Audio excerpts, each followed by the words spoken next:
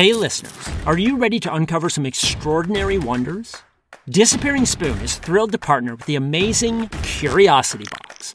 It's a science subscription service for curious minds. It's created by Vsauce, the internet's leading science education channel, with over 3 billion views. This season's box is packed with goodies that will fascinate and inspire you. Challenge yourself with a magnetic shadow alphabet puzzle. Piece it together to spell out the alphabet using only the letter's shadows. Or discover the picture pot, where art and mathematics merge into a colorful, creative masterpiece. It is fun and educational. And the highlight, a sample of recreated Martian soil. Experience the thrill of holding the red planet right in your hands. Don't miss out on this unique adventure. Subscribe to Curiosity Box now and celebrate the incredible achievements of science. For 50% off, use the offer code SPOON at the-curiosity-box.pxf.io/disappearingspoon. That's offer code SPOON at the-curiosity-box.pxf.io/disappearingspoon for 50% off today. Unbox the mysteries of the universe with Curiosity Box. Hey all, it's Sam here with a little summer bonus. The paperback version of my latest book, The Icepick Surgeon, comes out today. The Icepick Surgeon is my most dynamic and thrilling book yet. It's about scientists who got so obsessed with some topic or idea that they took things way, way too far, trampling ethical boundaries and often committing crimes in the name of science. It's full of dastardly deeds and has the thrill of a true crime tale. So I hope you can pick up a copy of The Icepick Surgeon. And to wet your whistle, here's a bonus excerpt from the audiobook on the making of the Unabomber. I hope you enjoy. Imagine it's 1960 in Cambridge, Massachusetts. 2 young men are sitting in a harshly lit lab, being watched by researchers. One of the young men is smiling wickedly. The other is squirming, getting more and more agitated each minute. They're classmates at Harvard, and they're engaged in a debate about their philosophies on life. Teenagers often have strong opinions, and the agitated one, whom the researchers have dubbed lawful, is especially strident. As things get heated, their voices rise. Lawful's heart starts racing, and he squints under the hot lights. When he signed up for the study, he was told that the debates would be friendly, but his classmate keeps being abusive, mocking Lawful's points instead of critiquing them in a logical way. Today, the classmate goes further than ever. He looks Lawful up and down and sneers, "And another thing, your beard looks stupid." Lawful blinks, stunned. This isn't how debates work. You criticize a person's arguments, not the person himself. He flushes red, nearly growling, and leans forward in a surge of adrenaline. He's been coming to these debates for months now, and the heart rate monitor strapped to his chest has never spiked like this. Lawful would be even angrier if he knew the truth, that his interlocutor isn't a Harvard student at all. He's a hotshot young lawyer who's been coached to fight dirty and make ad hominem attacks. Lawful is one of 22 Harvard juniors suffering this abuse week after week as part of a psychological study.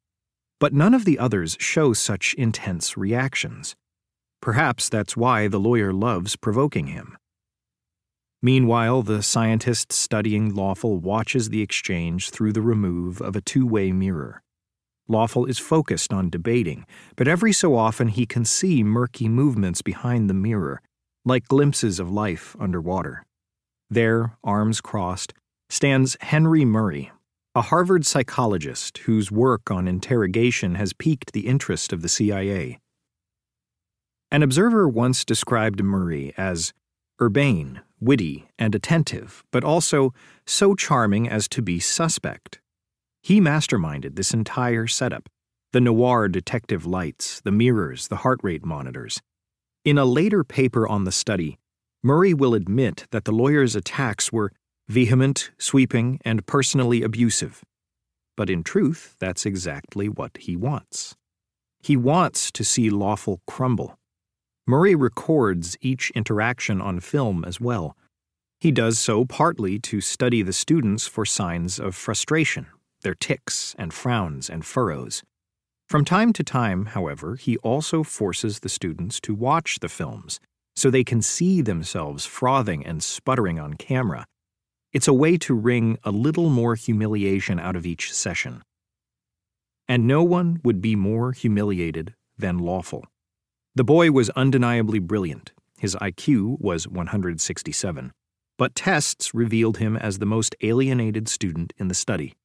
Indeed, Murray took special interest in the boy for that reason, and had personally bestowed the nickname Lawful in a mocking reference to how uptight he was.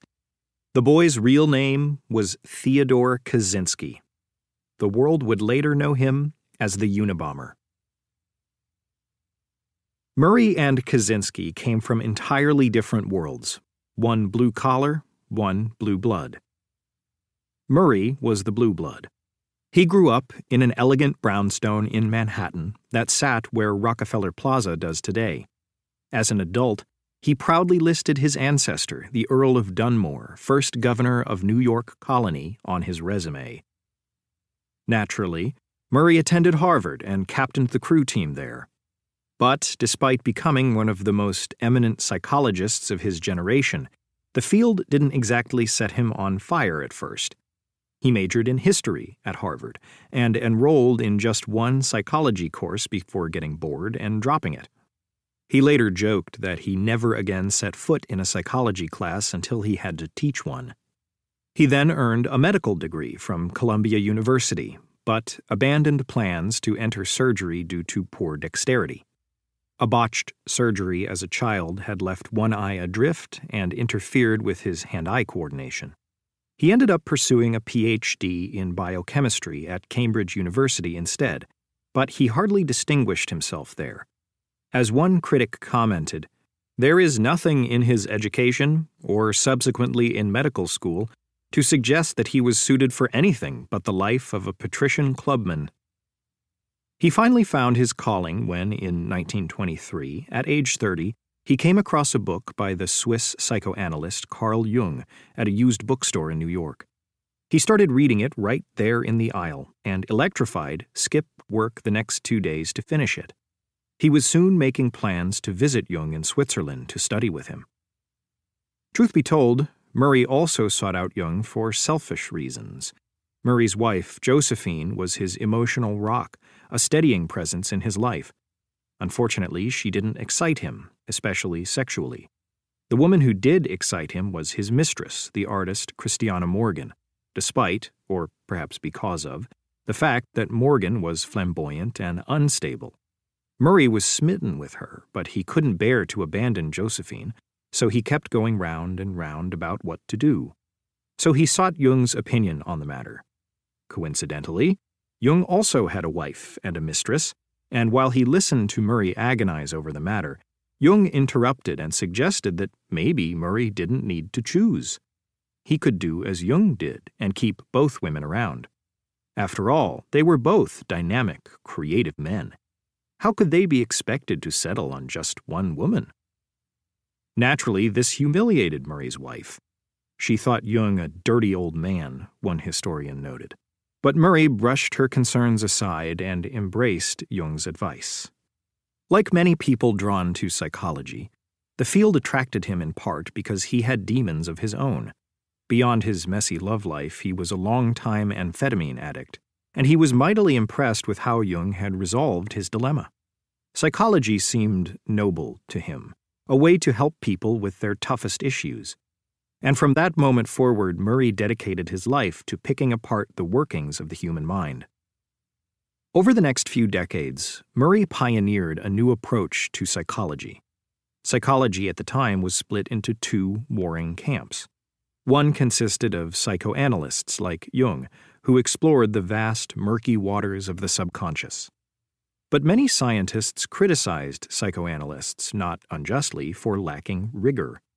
Meanwhile, the other camp reveled in rigor almost to a fault.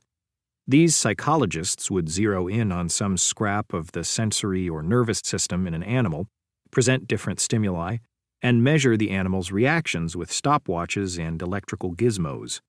It was all reflexes and rats running through mazes. Anything but hard data was considered mushy. Murray appreciated data-driven science. He'd come out of biochemistry, after all. But he also longed for something richer. Individual personalities fascinated him, and he wanted to study human beings the way that novelists did, in all their messy particulars.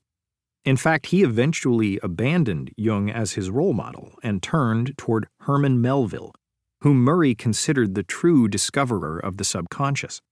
Although, tellingly, when Murray read Moby Dick, he identified not with Ishmael or Queequeg, but with the megalomaniacal Captain Ahab. In the end, Murray split the difference, taking a novel, data-driven approach to studying personalities. This middle path pleased no one, of course, but Murray's wealth shielded him from the consequences of being an iconoclast. Despite running counter to both main currents of psychology then, he used his social connections to win an appointment at Harvard. Resentful colleagues later denied him tenure, but rather than dump him, university brass spun Murray off into his own fiefdom, the Harvard Psychology Clinic, on whose door he painted a white whale.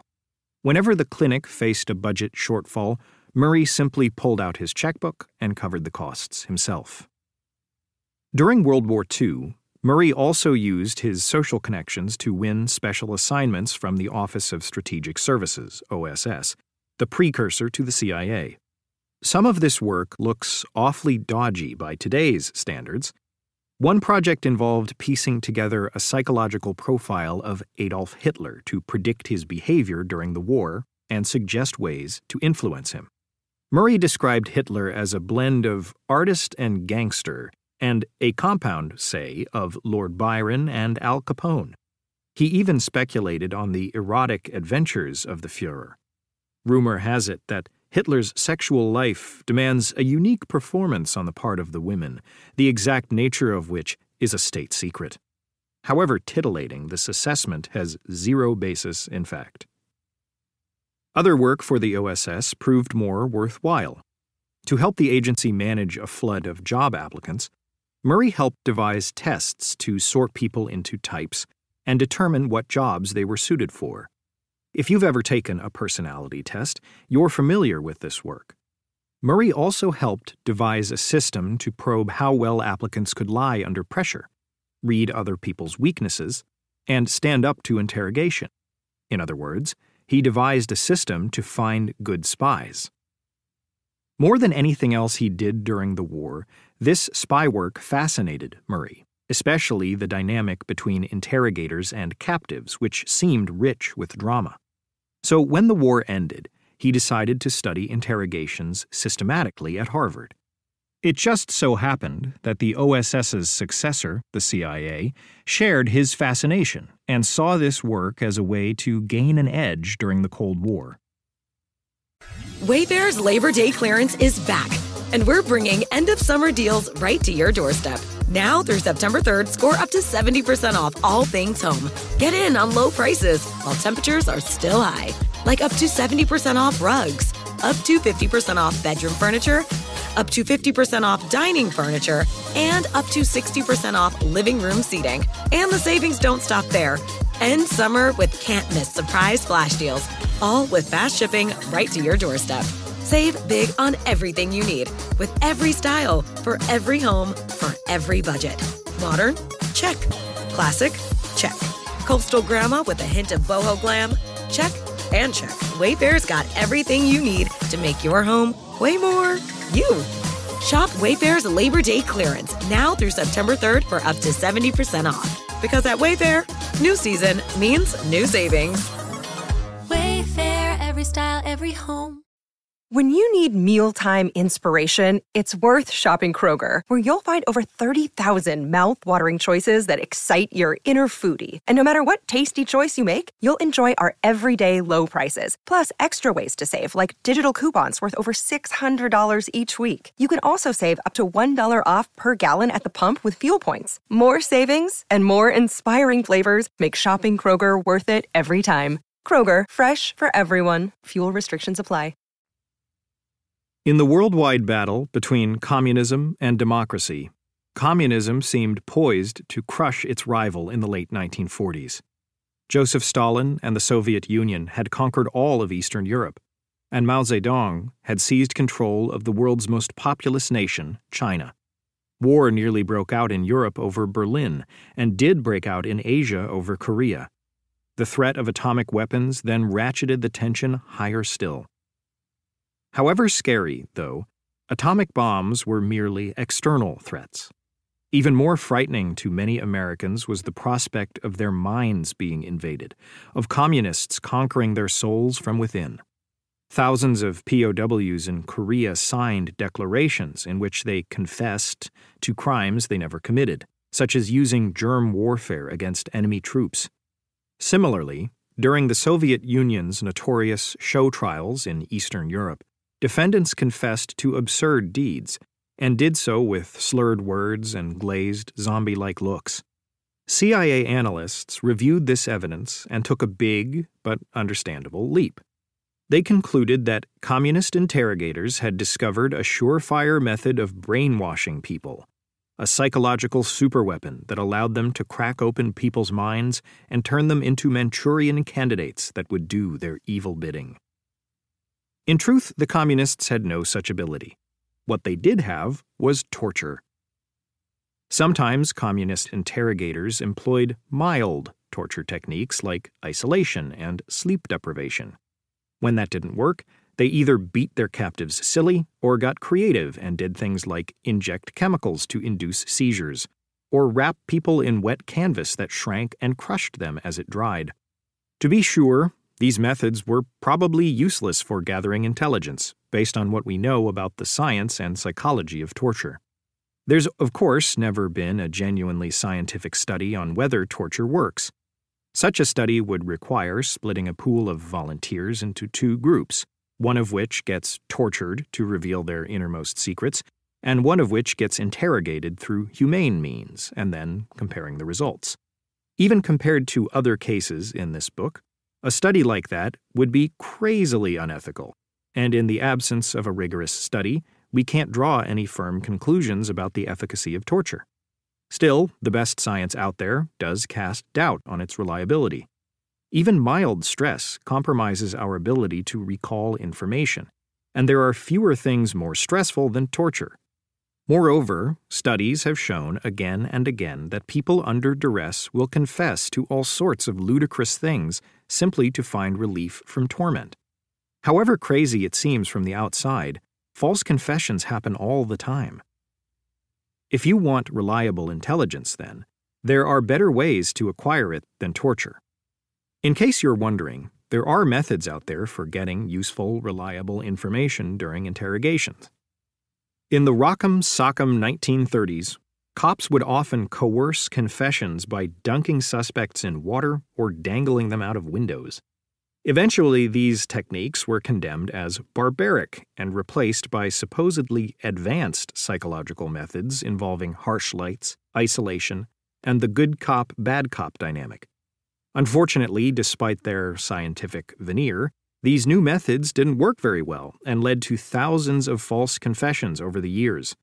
Equally bad, even when police officers collared the right suspect, their aggressive questioning often caused him to clam up and stop talking, which stymied investigations.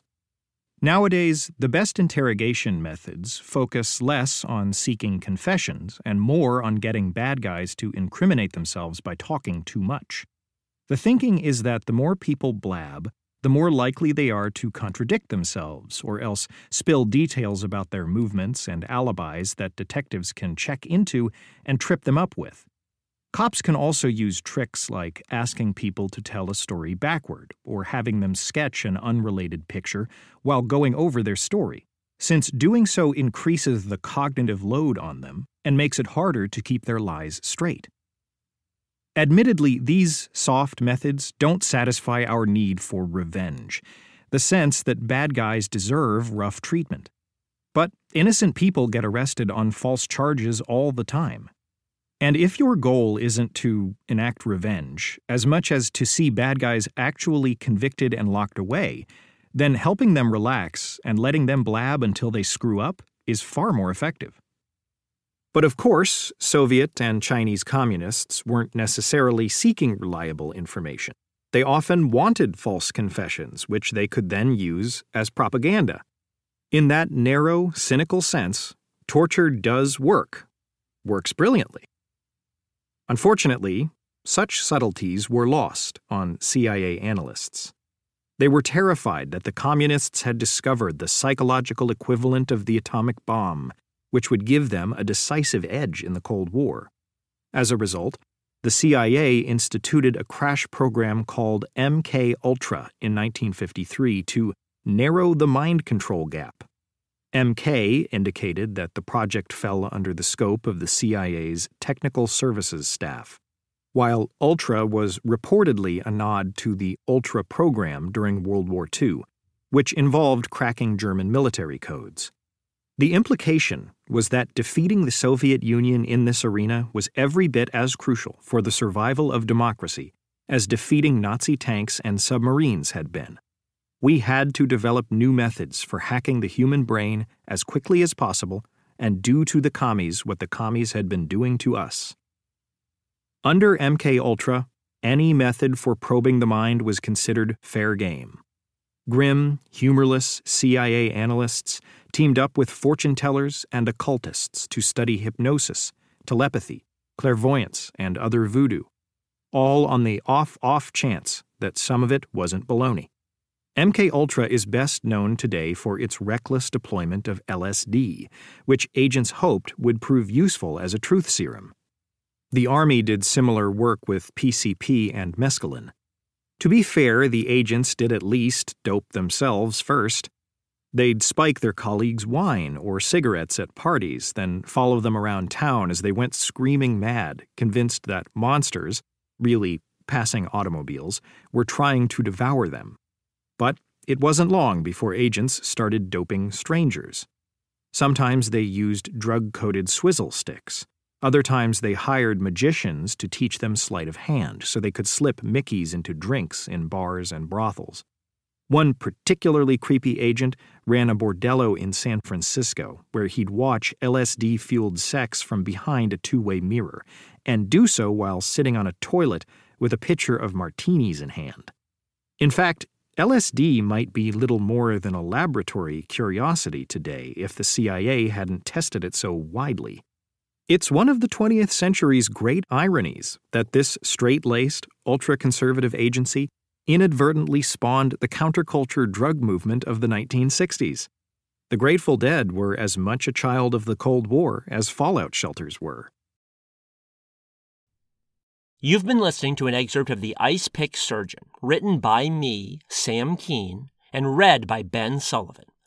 It's available now wherever audiobooks are sold. You can also find links at samkeene.com/audio. Thanks for listening. When you need mealtime inspiration, it's worth shopping Kroger, where you'll find over 30,000 mouth-watering choices that excite your inner foodie. And no matter what tasty choice you make, you'll enjoy our everyday low prices, plus extra ways to save, like digital coupons worth over $600 each week. You can also save up to $1 off per gallon at the pump with fuel points. More savings and more inspiring flavors make shopping Kroger worth it every time. Kroger, fresh for everyone. Fuel restrictions apply.